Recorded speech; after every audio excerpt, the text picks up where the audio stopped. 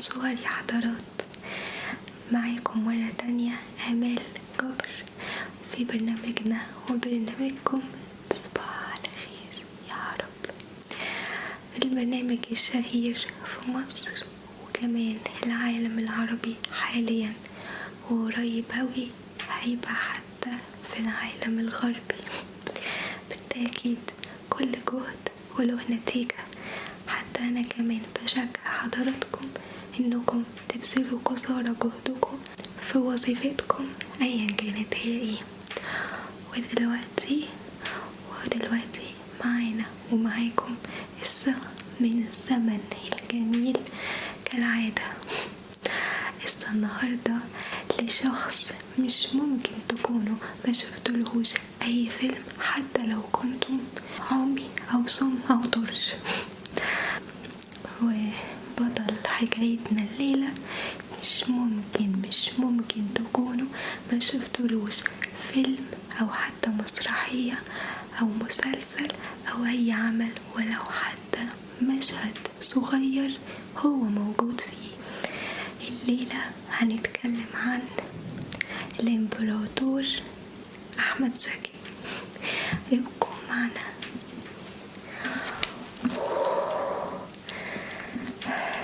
كويس يا أستاذ.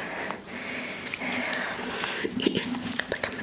أنا طبعا حضرت للحلقة دي كويس جدا وخدت مني مجهود خرافي لأني مش ممكن أغلط ولو لمعلومة واحدة في حق الأستاذ أحمد زكي. 18 نوفمبر 1949 اتولد الوسيم الكاريزما العبقري الإمبراطور الموهبة اللي ما جاتش تاني زيها في السينما المصرية، واسمه أحمد زكي عبد الرحمن. اتولد أحمد زكي عبد الرحمن في الزقازيق، وبعد سنة واحدة يتوفى أبوه ورجعت أمه مرة تانية لبيت والدها علشان تواجه سيطرة شديدة جدا من الأب وأخواتها الصبيان، يعني خوال أحمد زكي وجد أحمد زكي. وأصروا إصرار شديد جدا إن هي تلاقي عريس في أقرب وقت.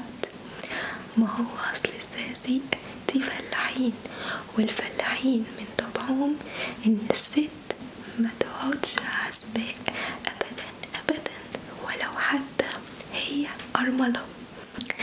يعني هي هتعمل ايه؟ هي اتجوزت وجوزها مات بعد ما ساب لها ابنها عنده سنة واحدة يا عيني. وفعلا لا كانت بتخرج ولا بتشوف صاحبتها البنات ولا حتى تفتح الشباك تبص للسما وتشم شوية هوا. اما الفلاحين دول عندهم بس تعاليع وعادات. هنعمل ايه؟ اهلنا ولازم نحبهم.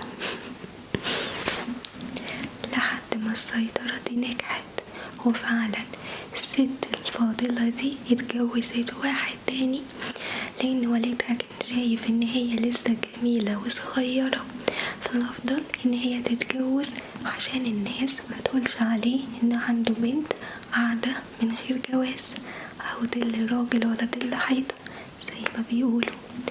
وعاش أحمد زكي مع جده، وبالرغم إن جده كان بيعامله معاملة حسنة جدا، معاملة طيبة خالص، وكان يعني مبسوط بالعيشة معهم إلى حد ما، ولكنه كان زعلان، لا عايش مع والده ولا عايش مع والدته. إلا إنه كان بيقول إن هو كان متضايق من يعني الحب الرمادي اللي هما كانوا بيدهوله. كان حساس جدا، كان حاسس وشاعر إنهما بيدوله حب رمادي، لا هو اسود وفيها سوا ولا هو أبيض. كان مشتاق جدا لصرامة الأب وحنية الأم اللي هي الفطرة والتوازن الطبيعي. أنا بدعو كل اتنين دلوقتي من موقعي ده هيتطلعوا إن انتوا فكروا مرة تانية يا حضرات، الأطفال دي ما ذنبهاش أي حاجة، ياريت تعيشوا مع بعض في سلام وأمان عشان تحققوا لهم التوازن في حياتهم. نكمل. فكان دايما حاسس ان حبهم ليه مجرد شفقة، يعني شفقة عليه وعلى حاله. فقرر الطفل أحمد زكي ان هو يكون قافل على نفسه، ومع الوقت بقى شخص انطوائي جدا جدا جدا، عايش جوه دماغه، عايش جوه نفسه. عاشق الطفل أحمد زكي التمثيل من هو لسه صغير، واشترك في فرقة التمثيل في الابتدائي وكمان الإعدادي، وطبعا بطبيعة الحال كان دايما مشغول بالتمثيل، فما كانش خالص مركز في مستقبله. فللأسف يعني كان دايما يعني ينجح على الحركرك، ومش مهتم خالص بمسألة الدراسة دي، يعني شغله الشاغل كله هو الفن والتمثيل وبس. فطبعا بطبيعة الحال ما جابش مجموع يدخل بيه ثانوية عامة، فدخل مدرسة الصنايع بقسم ميكانيكا. ومن حظه الحلو ان مدير المدرسة كان عاشق وغاوي فن ومؤمن جدا بموهبة أحمد زكي. ولما صيد أكتر من مرة وكان لازم يتعمل له إعادة قيد في المدرسة، ويطلبوا من أهله 5 جنيه. 5 جنيه يعني مبلغ كبير جدا زي ما انتوا عارفين في زماننا ده. تخيلوا من 30 سنة فاتوا ولا 20 سنة، كان مبلغ كبير خالص يا حضرات. فالأهل يعني ما كانش معهم الفلوس دي. تخيلوا كده يا حضرات، مين دفع له 5 جنيه دي؟ بالظبط مدير المدرسة بتاعته هو اللي دفع له 5 جنيه، ورجع تاني وخلص المرحلة الثانوية على خير الحمد لله. وكبر أحمد زكي وبقى مفروض يخش جامعة، ولكن قدم في معهد الفنون المسرحية. مش متفاجئين خالص في القاهرة، فراح معهد الفنون المسرحية في القاهرة. وطبعا زي ما ذكرت في أول الحلقة إن هو من الزقازيق، فيعني ما كانش يعرف حد خالص في القاهرة، وما بالكوا شخص بطبيعته انطوائي في بلده هيعمل ايه لو راح بلد تانية. أما بقى بخصوص اختبارات معهد الفنون المسرحية، لأنه كان بيقرأ كتير جدا جدا في النقد والأدب والشعر، فجاوب على كل أسئلة اللجنة، وكان يعني انبهروا بيه كلهم هناك، وطلع الأول في اختبارات المعهد. وده كان العادي، كان بيجيب امتياز كل سنة في الجامعة. وفي قصة كده طريفة بخصوص أحمد زكي. طبعا انتوا عارفين ان هو كان يعني ما حلتوش لسه حاجة، ولسه ما بقاش الفنان أحمد زكي. فموقف طريف، فكان الراجل اللي مأجر منه الشقة أو البنسيون اللي هو قاعد فيه، كان أحمد زكي يحط حبل من البلكونة علشان ينزل عليه يتسحب، علشان الراجل ما يطلبوش في الشهرية بتاعة الإيجار. مش ممكن قد كان بيعشق الفن، وكان بيسعى له بكل ما أوتي من قوة، علشان كده هو وصل اللي هو وصل فيه. وده يعلمنا ان احنا لازم نصر ونمسك في احلامنا، ودايما يكون عندنا امل وحسن ظن بالله. نحب كده ناخد دروس كل شوية من القصة اللي احنا بنحكيها عشان نطلع بحاجة مفيدة. انتوا عارفين البرامج اليومين دول بقت جدا تافهة، ما بقتش بتقدم اي قيمة مضافة للمشاهد، بقت بتستخف يا حضرات، تستخف بعقول المشاهدين الراقيين زي حضراتكم. بس احنا برنامجنا غير. نكمل. أما بقى في خلال دراسته في معهد فنون المسرحية، فهو قابل صلاح جاهين. كان بيتصل بيه الصبح يصبح عليه ويقول له كده كام شاعر على يسمعوا أي حاجة من كتابات العظيم صلاح جاهين. والصداقة القوية ما بين أحمد زكي في بداياته وصلاح جاهين فادته جدا جدا، على حد قوله طبعا ان هو كان بيتعلم كتير، ويعني ضافت له الصداقة دي بشكل كبير قوي. وكمان ده يفسر لنا ليه أحمد زكي دايما كان يحب السينما الواقعية، كان يحب دايما يتكلم عن معاناة الإنسان البسيط، وكان يحب يجسد شخصية الناس البسطة والطموحة اللي بتعاني من حاجة أو اللي عندها أمل وحلم ومش عايزة توصله. هنلاقي ده في أفلام كتيرة جدا جسدها الفنان الكبير أحمد زكي، زي مثلا البيه البواب ومستر كاراتيه وشادر السمك. كان بيحب يتكلم عن الناس المهمشة اللي مش باينة. حقيقي فنان. طبعا ده كله يبين لنا ان بدايات الفنان احمد زكي كانت بدايات عملاقة، وطلع من الصفر للمية زي الصاروخ، واول ما طلع الناس كلها سقفت له وحبته. ده مش صح ومش حقيقي ابدا. مش معنى ان هو اتعرف على صلاح جاهين في بداياته يعني يكون طالع زي الصاروخ او طالع للسما. في بداياته يا حضرات اتهاجم جدا جدا جدا، وكان الناس كلها والمخرجين ما تحبوش ابدا ان هي تجيبه معاها ولو دور واحد في الفيلم، لان هم كانوا، ودي حاجة مش لطيفة خالص ومش لازم ان احنا نقولها، بس انا هذكرها علشان اي حد يبطل يعمل كده. قال ايه حضراتكم؟ كانوا شايفين ان هو بشرته ذات اللون الاسمر، يعني بشرته سمرة يعني، وان هو ما ينفعش نجم شباك، وان هم محتاجين حد تاني يكون وسيم علشان يلفت نظر الفتيات الصغيرة. طب ده كلام برضو، يسيبوا الموهبة الكبيرة دي ويبصوا للونه الجميل المميز. فكانت صدمته أول مرة لما تم استبعاده من فيلم الكرنك اللي كان خلاص بدأ بروفاته وتم التحضير له على أعلى مستوى.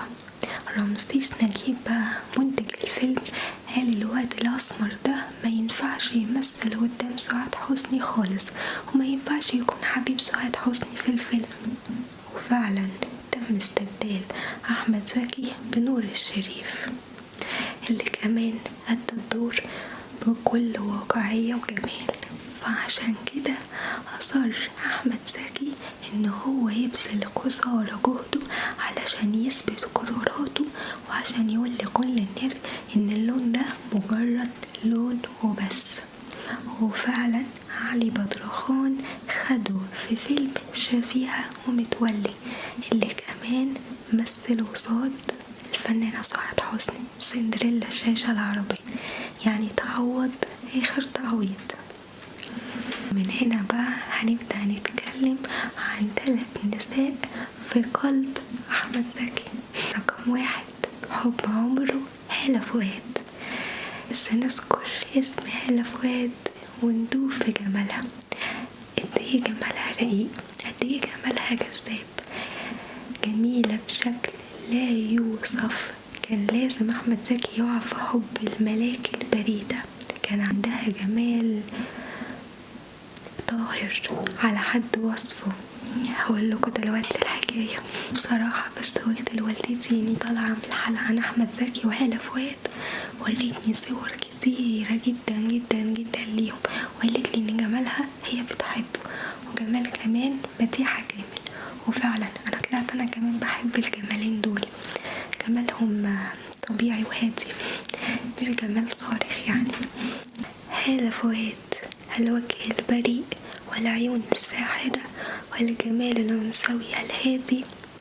اتجوز أحمد زكي هالة فؤاد بعد قصة حب جميلة جدا جدا سنة 82، وبالرغم من حبهم الشديد أوي أوي أوي لبعض، حصل أول يوم يعني من بدايات الجواز يعني مشاكل كبيرة جدا جدا واختلافات الاختلافات في وجهات النظر مش ممكن بدأت من بداية جوازهم.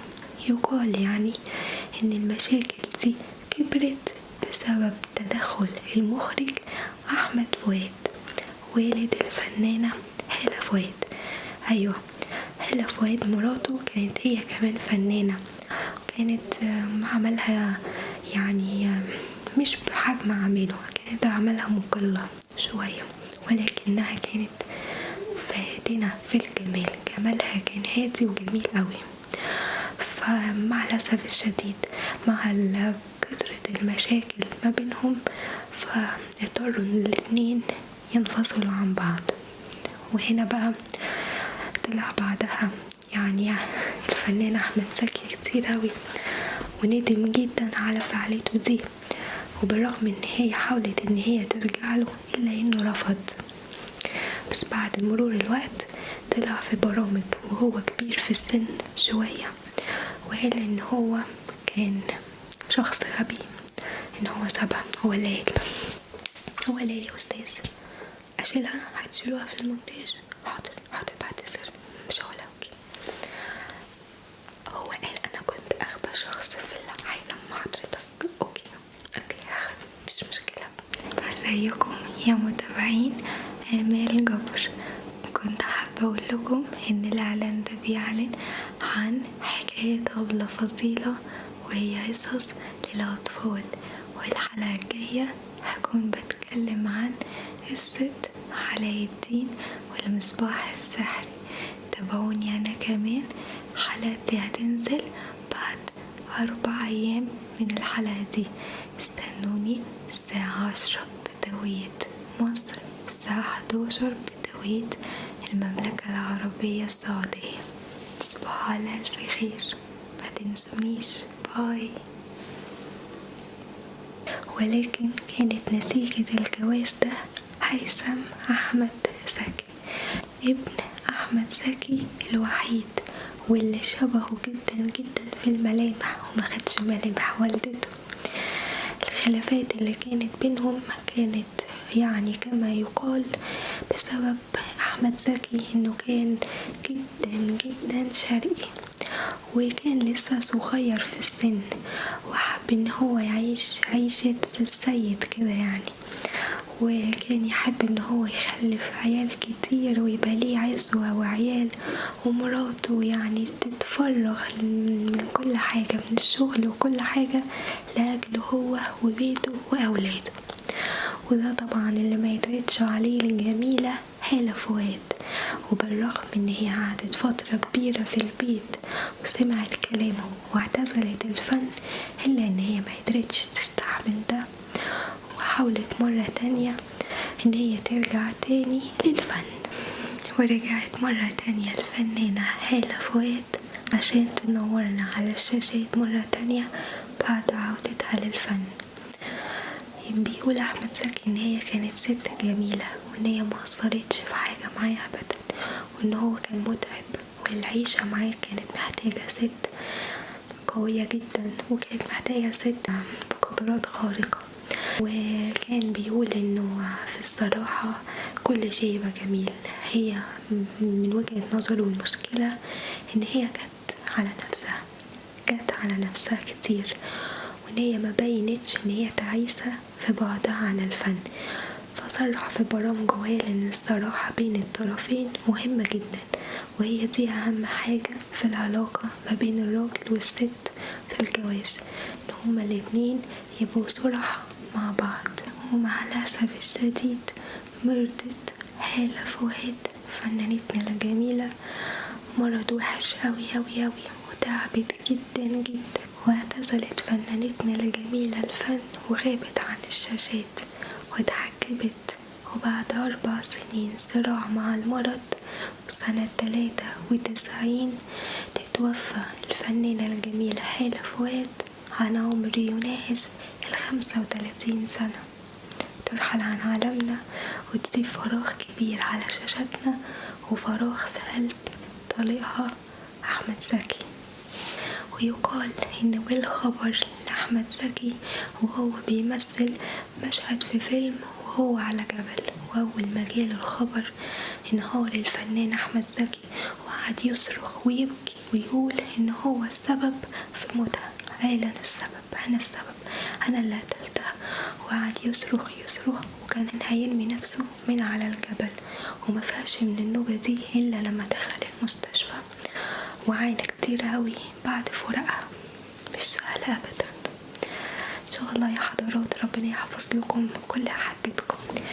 وبعدها بقى طلب من ابنه هيثم إن هو يجي يقعد معاه، لأنه حاسس بالوحدة الشديدة جدا واليوم بعد حالة فؤاد. ولكن هيثم رفض لأنه كان مرتاح وخلاص استقر مع العيشة مع جدته اللي هي والدة والدته، علشان قاعد معاها بسكينة واستقرار.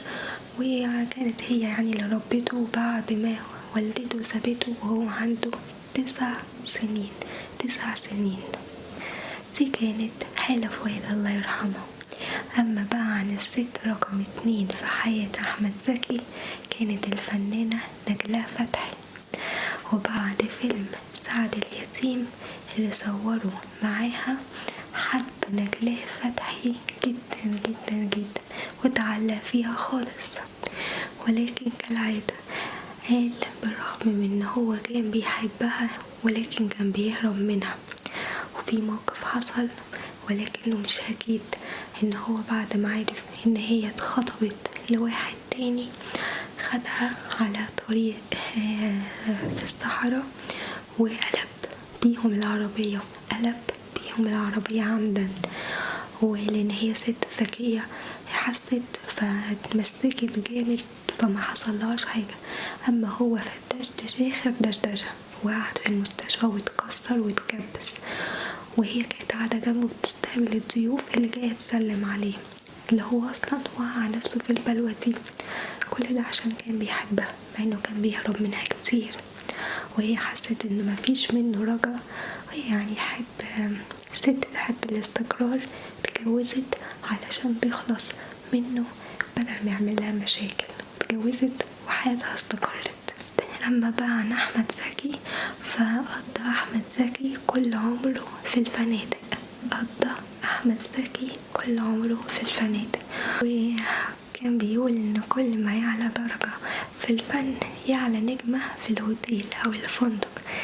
كل ما يبقى معاه فلوس يعلى نجمة، مثلا 5 ستار مش عارف ايه، لحد فندق هيلتون رمسيس اللي قضى فيه 15 سنة في أوضة 210 وصرف فيه كل فلوسه وكل ما يملك. ليه كان بيقعد في الهوتيل وهو معاه فلوس ان هو يجيب شقة؟ لانه كان بيخاف من الوحدة جدا جدا جدا، ودايما كان خايف ان هو يموت لوحده. الظاهر كده ان ابنه هيثم ورث الخوف ده منه. أحمد زكي كان بيخاف من الموت ومن المرض لدرجة انه كان لما يجيله دور برد عادي يعني كان بيطلب من صديقه أحمد البنا انه يعني يكون انه يبات معاه في الغرفة. وفجأة حس أحمد زكي بضيق تنفس عادي، ولكنه يعني صمم ان هو يعمل أشعة. عملوا له أشعة اكتشف صديقه ان عنده 14 لتر مية على الرئة وورم سرطاني بعيد عن السامعين كمان على الرئة. ووقتها معرفش يقول له ايه خالص، فقال له انه يعني انت عندك خلايا نشطة. واتصل مين بقى الرئيس مبارك بنفسه وقال له انت لازم يا احمد تسافر فرنسا فورا. قال له لا ده يعني بس شوية برد وخفاف وهيروح الحلو، ولكنه قال له يا احمد انت ثروة قومية واحنا عايزينك. فعلا سافر احمد زكي لفرنسا علشان يتعمل له بسل لكل المية دي اللي كانت على الرئة. سافر فرنسا بقى هناك عرف ان هو عنده سرطان على الرئة ومرحلة رابعة كمان.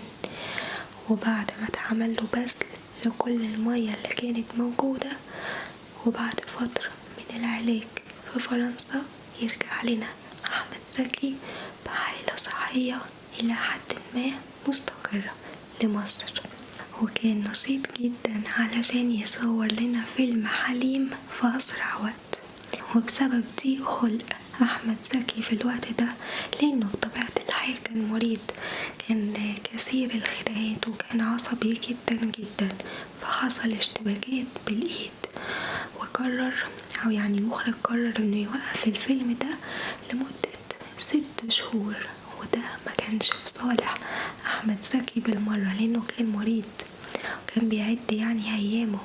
وقتها مع الأسف اشتد عليه المرض جدا، فوصل الورم للكبد لحد ما ضغط على العصب البصري، لدرجة ان احمد زكي جاله فقدان في جزء من البصر في اخر ايامه. هو ما كانش بيقول لحد خالص ان هو ما بيشوفش كويس، لدرجة مرة صديقه عادل حمودة دخل عليه ومعرفوش وقال له ساعتها انا بس دلوقتي عرفت احساس طه حسين اللي هو اصلا جسد شخصيته في اول اعماله وعمل دور عبقري. دوره في طه حسين كان عبقري. ما بقى السيدة رقم 3 والاخيرة في حياة احمد زكي هي الفنانة رغدة.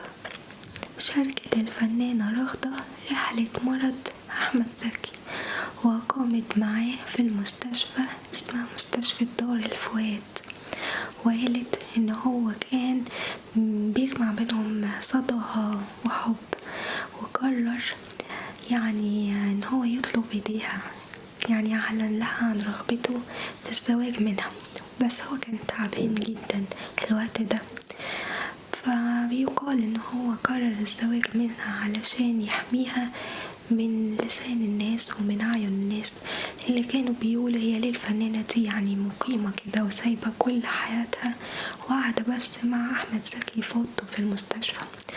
فعرض عليها الزواج ولكن رغدة رفضت لحاجة جميلة وسامية جدا.